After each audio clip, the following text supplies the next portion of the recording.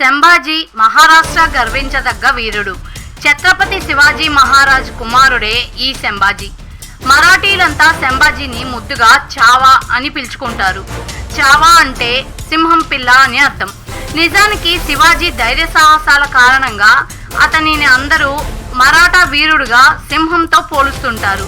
ఇక సంభాజీ కూడా అదే వీరత్వాన్ని కలిగి ఉండటంతో అతనిని అందరూ చావా అని పిలుస్తుంటారు. సంభాజీ చిన్నతనం నుంచే చదువుతో పాటు వ్యూహ రచన, యుద్ధ కళలలో మంచి ప్రావీణ్యం సంపాదించారు. 14వ ఏటే మొఘల్ చక్రవర్తి ఔరంగజేబ్ చేతిలో బంధించబడ్డాడు.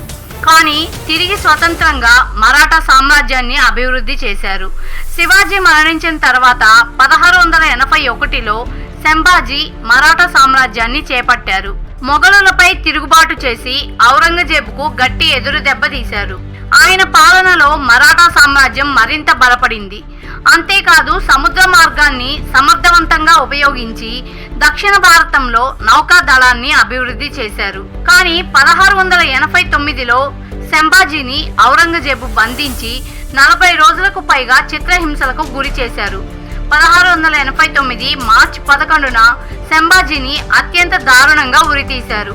అయితే మరణం కళ్ళ ముందు ఉన్నప్పటికీ ఆయన భయపడలేదు. మతం మారితే వదిలేస్తానన్న ఔరంగజేబు ప్రతిపాదనను తిరస్కరించాడు. హిందూ ధర్మం కోసం ప్రాణాలు వదలడానికే సిద్ధపడ్డాడు. సంభాజీ ధైర్యమే మరాఠాల హృదయాల్లో ఆయనకు శాశ్వతమైన స్థానాన్ని సంపాదించి పెట్టింది. సంభాజీ మహారాజ్ పట్టుదల, దేశభక్తి నేటి తరానికి అమూల్యమైన పాఠాలను నేర్పుతాయి.